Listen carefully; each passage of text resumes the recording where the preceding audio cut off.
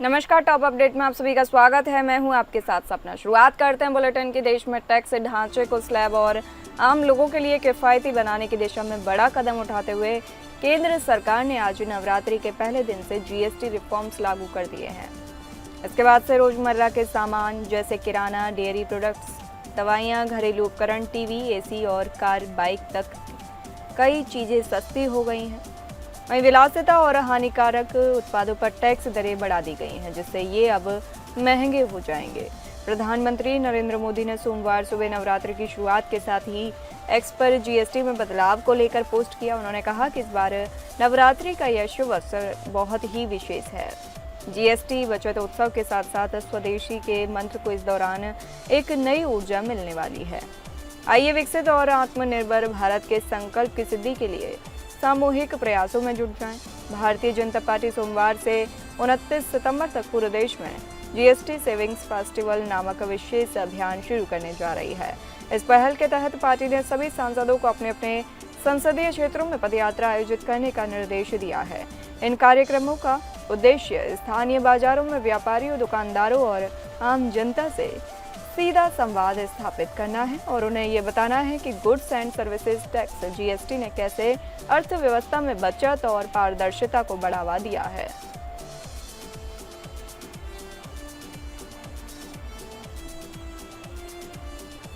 देश भर में 22 सितंबर से जीएसटी 2.0 लागू हो गया है, जिससे आम जनता को बड़ी राहत मिली है। नवरात्रि के पहले दिन इस नई कर प्रणाली को लागू कर सरकार ने गरीब और मध्यम वर्ग के लिए बचत का रास्ता खोला है। प्रधानमंत्री नरेंद्र मोदी ने इसे बचत उत्सव करार दिया और कहा कि इससे हर घर के बजट पर सकारात्मक असर पड़ेगा। जीएसटी 2.0 के तहत दूध, ब्रेड, पनीर, तेल, साबुन, शैम्पू और बच्चों की पढ़ाई से जुड़े सामानों पर टैक्स कम या शून्य कर दिया गया है। इसका असर बाजार में साफ तौर पर दिखने लगा है। डेयरी उत्पादों पर टैक्स कटौती से कीमतें घट गई हैं। यूएसटी दूध पर 5% जीएसटी हटाकर शून्य कर दिया गया है, जिससे 1 लीटर पैक अब 77 रुपये से घटकर 75 रुपये में मिल रहा है। पनीर पर 12% टैक्स हटने से 200 ग्राम पनीर 90 की जगह 80 रुपये में मिलने लगा है। मक्खन का 500 ग्राम पैक 305 से घटकर 285 रुपये में उपलब्ध है। घी पर जीएसटी 12% से घटाकर 5% कर दी गई है, जिससे 1 लीटर अमूल घी की कीमत 650 से घटकर 610 रुपये हो गई है। इस कदम से आम आदमी को सीधी राहत मिल रही है।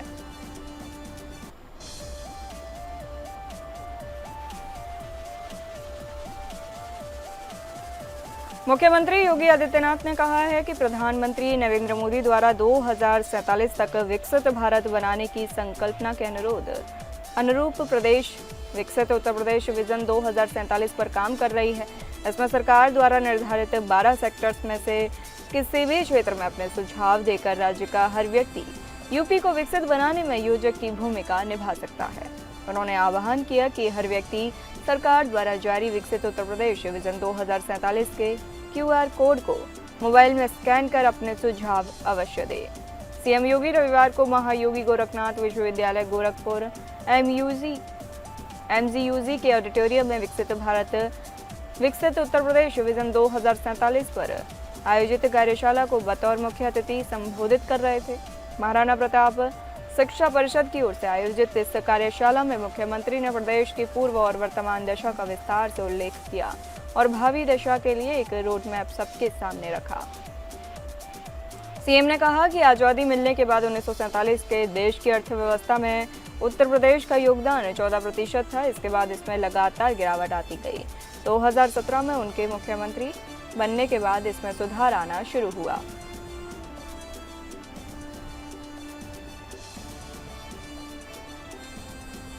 शारदीय नवरात्रि का त्योहार पूरे देश में बड़े ही धूमधाम से मनाया जाता है। पूरे 9 दिनों तक देवी के अलग अलग स्वरूपों की पूजा की जाती है।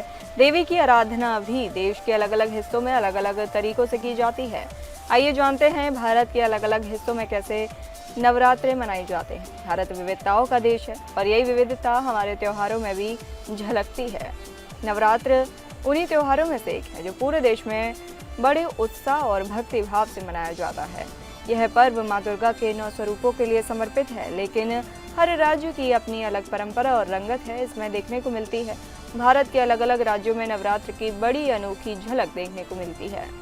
उत्तर भारत के राज्यों में नवरात्र अलग तरीके से मनाए जाते हैं, तो वहीं पश्चिम में उसकी धूम देखते ही बनती है।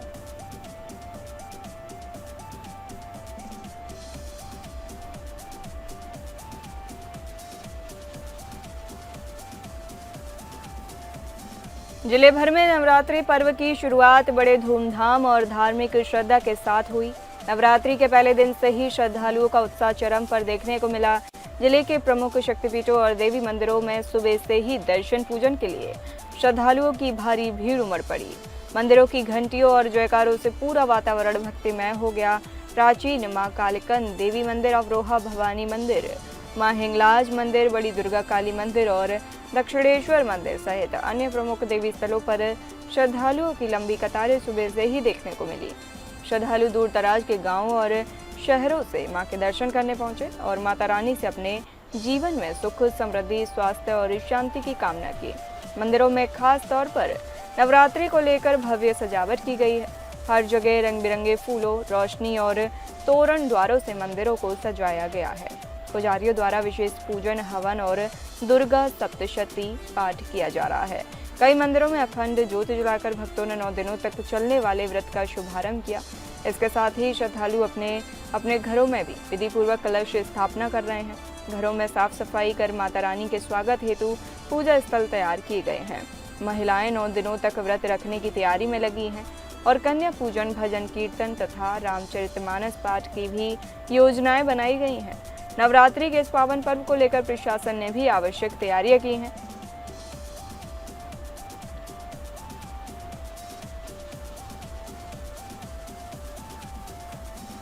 अमरोहा में महिला सुरक्षा सम्मान और सशक्तिकरण को बढ़ावा देने के लिए मिशन शक्ति 5.0 अभियान का भव्य शुभारंभ किया गया। इस अवसर पर एसपी कार्यालय से एक विशेष बाइक रैली का आयोजन भी किया गया, जिसका नेतृत्व स्वयं पुलिस अधीक्षक अमित कुमार आनंद ने किया। रैली को एसपी और एएसपी ने संयुक्त रूप से हरी झंडी दिखाकर रवाना किया। इस जागरूकता रैली में महिला पुलिसकर्मियों ने स्कूटी और बाइक पर सवार होकर उत्साहपूर्वक भाग लिया। रैली एसपी कार्यालय से शुरू होकर अमरोहा कस्बे के विभिन्न मार्गों से गुजरती हुई पुनः एसपी कार्यालय पर समाप्त हुई। रैली के माध्यम से आम जनता, विशेषकर महिलाओं को सुरक्षा संबंधी अधिकारों, कानूनों और सरकारी योजनाओं के प्रति जागरूक किया गया। मिशन शक्ति 5.0 का मुख्य उद्देश्य महिलाओं के खिलाफ होने वाले अपराधों की रोकथाम, त्वरित कार्रवाई और महिलाओं को आत्मनिर्भर बनाना है। यह अभियान महिला सशक्तिकरण की दिशा में एक ठोस प्रयास है, जो समाज में सकारात्मक बदलाव लाने की दिशा में कार्यरत है। जिला पुलिस ने आमजन से अपील की है कि वे महिला सुरक्षा में सहयोग करें और किसी भी घटना की सूचना तत्काल पुलिस को दें।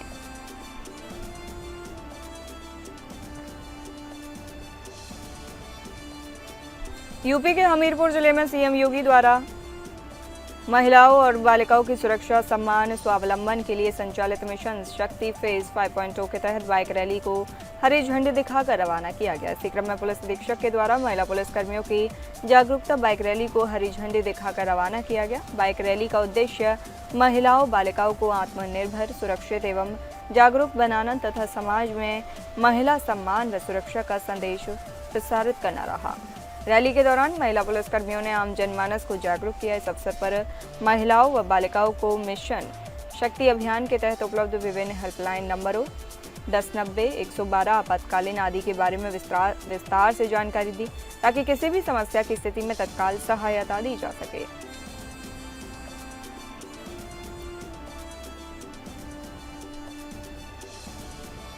सुप्रीम कोर्ट के मुख्य न्यायाधीश BR गवई शनिवार को बीकानेर दौरे पर रहे। महाराजा गंगा सिंह विश्वविद्यालय परिसर में आयोजित संविधान के 75 वर्ष और बाबा साहेब भीमराव अम्बेडकर के योगदान पर आधारित कार्यक्रम में उन्होंने शिरकत की। इस दौरान केंद्रीय कानून मंत्री अर्जुन राम मेघवाल और सुप्रीम कोर्ट जस्टिस विजय बिश्नोई भी मौजूद रहे।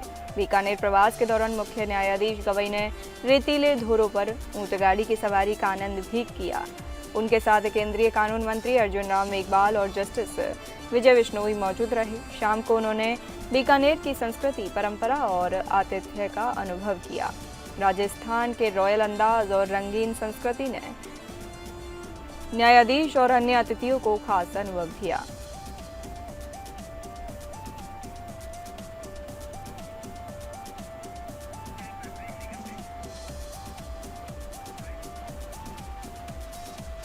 मध्य प्रदेश के एक जिले में उस समय अनोखा दृश्य देखने को मिला जब नवरात्रि के अवसर पर आयोजित नगर की समस्याओं पर बुलाई गई समीक्षा बैठक में महिला शक्ति की अनदेखी सामने आ गई। जिले की कलेक्टर रुचिका सिंह चौहान ने नगर परिषद की समस्याओं पर चर्चा के लिए पार्षदों की बैठक बुलाई थी, लेकिन इसमें 4 महिला पार्षदों की जगह उनके पति पहुंच गए। बैठक में जब कलेक्टर ने देखा कि जिन महिला पार्षदों को बुलाया गया है उनकी जगह पुरुष बैठे हैं तो उन्होंने नाराजगी जाहिर की। कलेक्टर ने तुरंत कार्यवाही करते हुए इन पार्षद पतियों को बैठक की कुर्सियों से उठवाकर दर्शक दीर्घा में बैठा दिया। उन्होंने 2 टूक कहा कि अब समय बदल गया है, महिलाएं सक्षम हैं और उन्हें अपने कर्तव्यों को खुद निभाने का मौका मिलना चाहिए। कलेक्टर रुचिका सिंह चौहान ने स्पष्ट शब्दों में कहा कि यह बैठक जनप्रतिनिधियों के लिए है, न कि उनके प्रतिनिधियों के लिए। उन्होंने सवाल उठाया कि अगर महिला पार्षदों को ही काम नहीं करने देना है तो फिर चुनाव लड़ाया क्यों गया। यह घटना नवरात्रि जैसे अवसर पर सामने आई जब पूरे देश में नारी शक्ति की पूजा हो रही है। ऐसे में महिला जनप्रतिनिधियों की भूमिका को नकारना और उनकी जगह पुरुषों को जिम्मेदारी उठाना न केवल लोकतांत्रिक मूल्यों के खिलाफ है बल्कि महिलाओं के आत्मसम्मान पर भी चोट है। कलेक्टर के इस रुख की बैठक में मौजूद अन्य अधिकारी और जनप्रतिनिधियों ने भी सराहना की और इसे महिला सशक्तिकरण की दिशा में एक मजबूत संदेश बताया।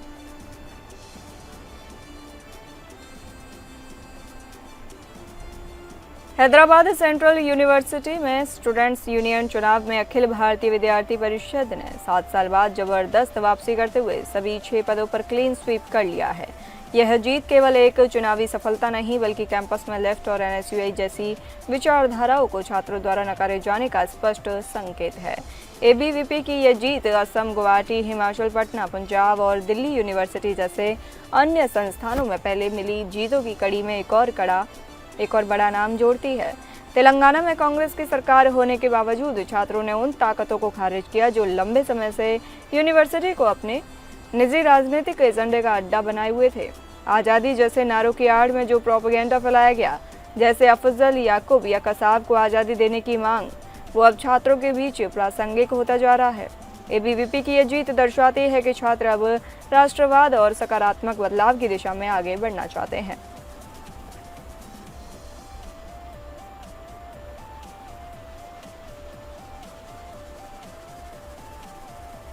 जनपद देवरिया के नवसृजित नगर पंचायत बेतालपुर को आदर्श नगर पंचायत के रूप में चयनित होने के बाद नगर पंचायत बेतालपुर के लाल करमचंद थापर इंटर कॉलेज में देवरिया सदर के बीजेपी विधायक डॉक्टर शलभमणि त्रिपाठी का नागरिक अभिनंदन व सम्मान समारोह का आयोजन किया गया।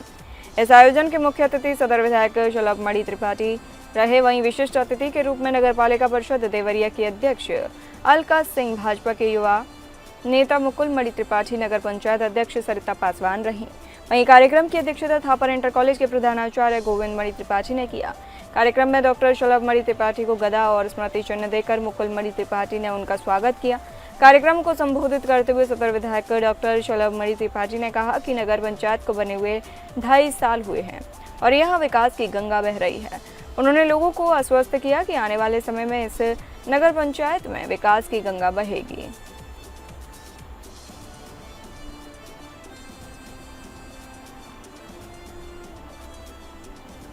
रायबरेली में भारतीय जनता पार्टी की गुटबाजी एक बार फिर सुर्खियों में है। देर रात शहर कोतवाली क्षेत्र स्थित रेलवे स्टेशन के पास भाजपा के जिला मीडिया प्रभारी विजय वाजपेयी पर जानलेवा हमला हुआ है। आरोप है कि भाजपा के ही कार्यकर्ता और पश्चिमी नगर अध्यक्ष नवजीत सिंह सलूजा ने फोन कर उन्हें मिलने के लिए बुलाया। मौके पर पहुंचते ही सलूजा और उनके साथियों ने विजय वाजपेयी पर हमला कर दिया, जिससे उन्हें गंभीर चोटें आईं। घायल हालत में वाजपेयी को जिला अस्पताल में भर्ती कराया गया। इस घटना के पीछे भाजपा की अंदरूनी कलह को वजह माना जा रहा है। घायल मीडिया प्रभारी ने कोतवाली में दी तहरीर में पूर्व नगर अध्यक्ष अखिलेश तिवारी, वर्तमान पश्चिमी नगर अध्यक्ष नवजीत सिंह सलूजा समेत आधा दर्जन लोगों को नामजद किया गया है।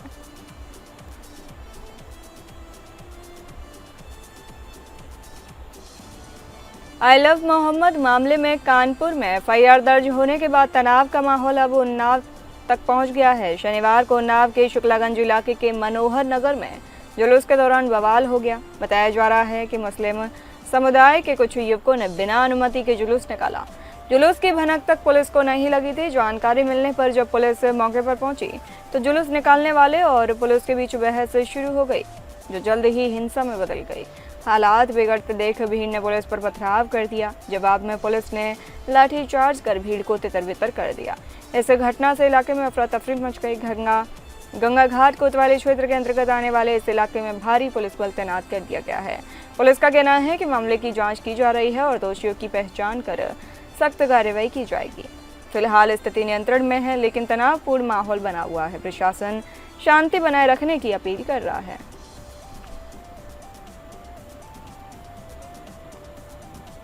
गाजीपुर में नवरात्रि की पूर्व संध्या पर मिशन शक्ति 5.0 के तहत महिला पुलिसकर्मियों ने स्कूटी रैली निकाली। इस रैली का उद्देश्य महिला सशक्तिकरण और सुरक्षा को बढ़ावा देना था। इस दौरान पुलिस लाइन में पुलिस अधीक्षक गाजीपुर डॉक्टर नीरज राजा के साथ एसपी सिटी ज्ञानेंद्र सपा और अतुल सोनकर और अन्य आला पुलिस अधिकारी मौजूद थे। एसपी गाजीपुर डॉक्टर नीरज राजा ने बताया कि मिशन शक्ति 5.0 का उद्देश्य महिलाओं को सुरक्षा और सशक्तिकरण के प्रति जागरूक करना है। इस मिशन के तहत महिला पुलिसकर्मियों को प्रशिक्षित किया जाता है और उन्हें महिला सुरक्षा के मुद्दों पर काम करने के लिए प्रोत्साहित किया जाता है।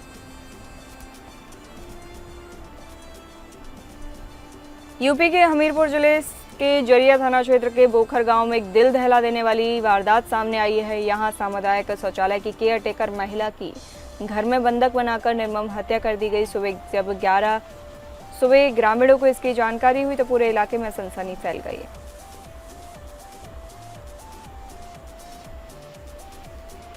हरदोई जिले के सांडी थाना क्षेत्र के भाऊपुरवा गांव में चंगाई सभा के नाम पर गरीब और बीमार लोगों को धर्म परिवर्तन के लिए मजबूर किया जाने का मामला सामने आया है। चंगाई सभा के माध्यम से लोगों को बीमारी से मुक्त होने का वादा कर और पैसे का लालच देकर ईसाई धर्म अपनाने के लिए मजबूर किया जा रहा था।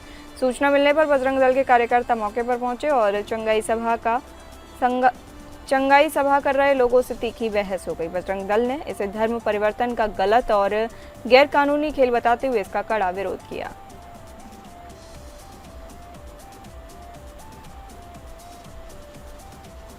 यह घटना थाना धौलाना क्षेत्र के मसूरी गुलावटी रोड स्थित एक प्लास्टिक शीट प्रिंटिंग फैक्ट्री की है, जहां सोमवार सुबह अचानक भीषण आग लग गई। आग लगने की सूचना मिलते इलाके में सनसनी फैल गई।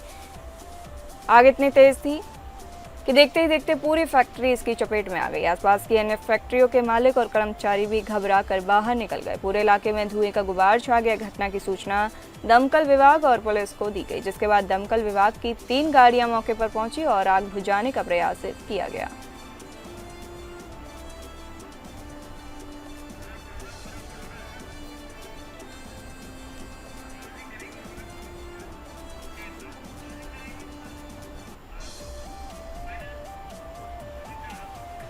फिलहाल इस बुलेटिन में इतना ही। नमस्कार।